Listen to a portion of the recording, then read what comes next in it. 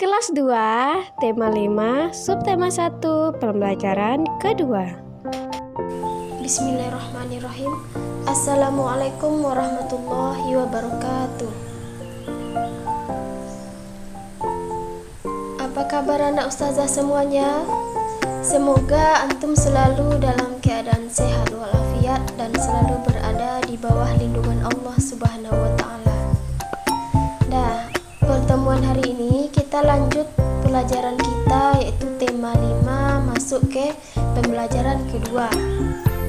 Yang pertama, mata pelajarannya ada PJOK, PPKN dan Bahasa Indonesia.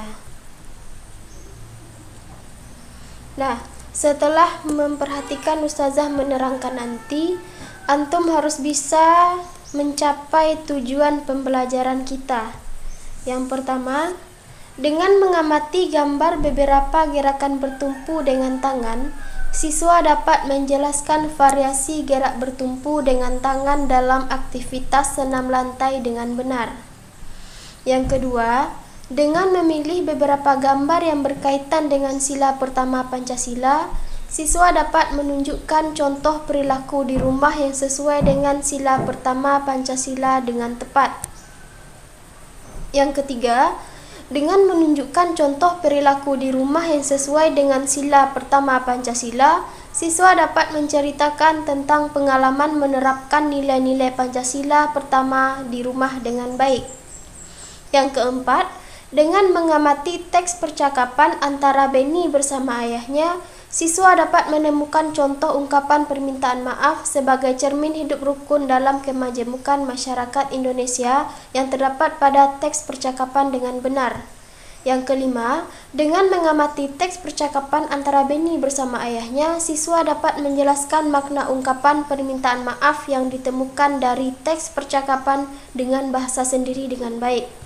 Yang keenam, dengan bimbingan guru, siswa dapat mempraktikkan ungkapan santun dengan menggunakan kata maaf untuk hidup rukun dalam kemajemukan dengan benar. Ayo mengamati. Nah, perhatikan ya. Beni dan ayahnya bermain kuda-kudaan. Beni menirukan posisi kuda. Posisi kuda yang diperagakan ayahnya. Perhatikan gambar di bawah. Nah, pengalaman Beni dan ayahnya bermain di rumah. Perhatikan posisi tangan Beni, juga posisi tangan ayahnya. Nah, ini merupakan contoh gambar yang menirukan posisi kuda, yaitu namanya bermain kuda-kudaan. Nah, ini perhatikan tangan Beni dan juga posisi tangan ayahnya. Nah, jadi kalau menirukan posisi kuda itu tangan dan kakinya seperti ini ya. Tangan dan kaki kita seperti ini jika menirukan gerakan bermain kuda-kudaan. Nah, perhatikan gambar berikut. Ada beberapa gerakan bertumpu dengan tangan. Gerakan ini dilakukan oleh Beni. Nah, tadi yang pertama merupakan gerakan menirukan posisi kuda. Kemudian yang sekarang gerakan bertumpu dengan tangan.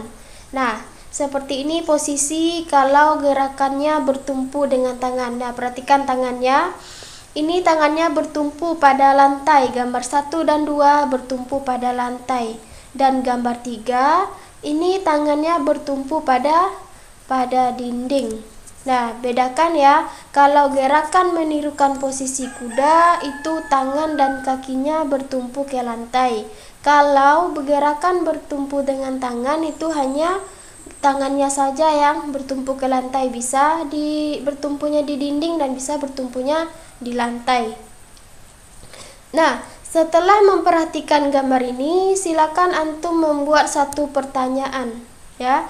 Pertanyaan ini berkaitan dengan gambar gerakan bertumpu dengan tangan.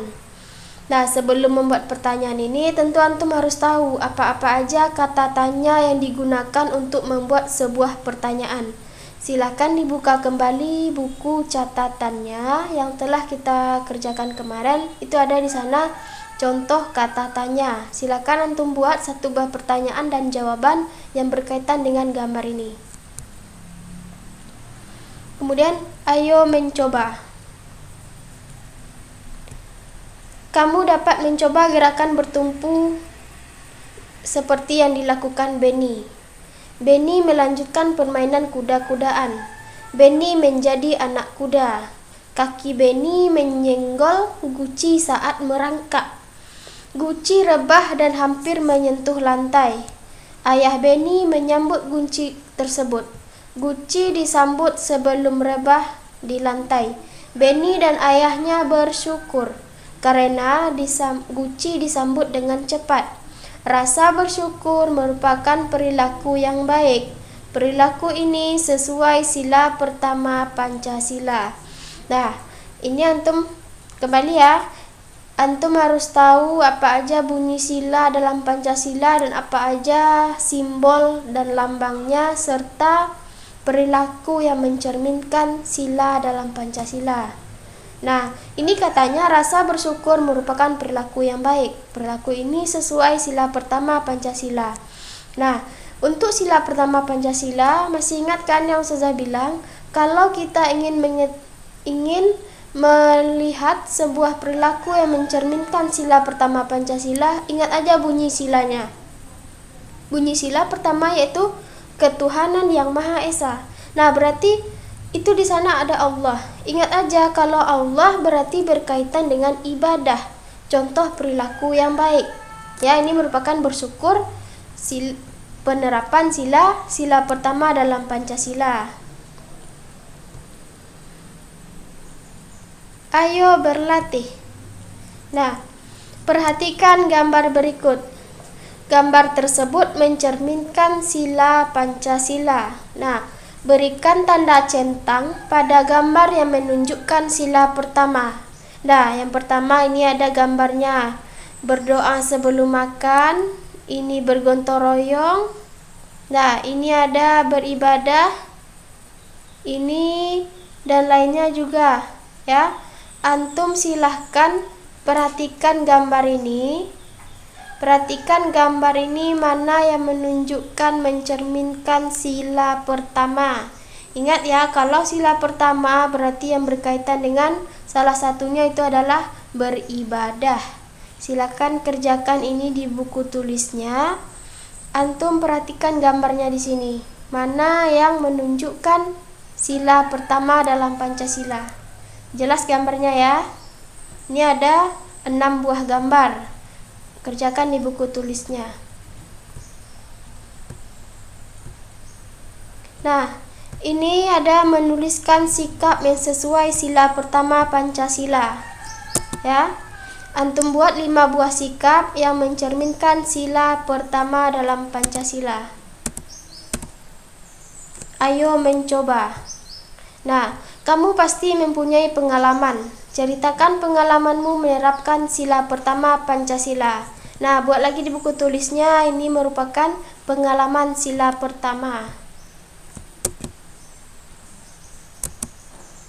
Nah, Benny bersyukur karena guci tidak pecah. Benny minta maaf pada ayahnya. Pernahkah kamu melakukan kesalahan? Apa yang kamu lakukan setelah itu? Apakah kamu pernah meminta maaf? Coba lakukan dengan sopan. Nah, ini antum baca teks percakapan antara Benny dengan ayah. Nah, ini ya, bacalah dengan lancar. Setelah antum membaca ini,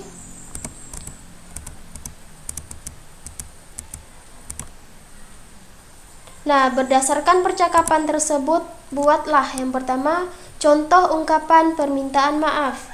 Yang kedua, makna ungkapan permintaan maaf. Ini dibuat dalam buku tulisnya. Nah, kamu telah mempelajari kata maaf. Coba praktikkan ungkapan santun dengan kata maaf. Nah, ini ada tugasnya bersama orang tua. Ya, silakan diskusikan dengan orang tua antum, dengan ayah bundanya, dengan umi dan abinya. Diskusikan tentang contoh perilaku Pancasila yang ada di rumah, yang pernah antum kerjakan di rumah. Nah, untuk hari ini kita cukupkan sampai di sini dulu. Jangan lupa tugasnya dikerjakan.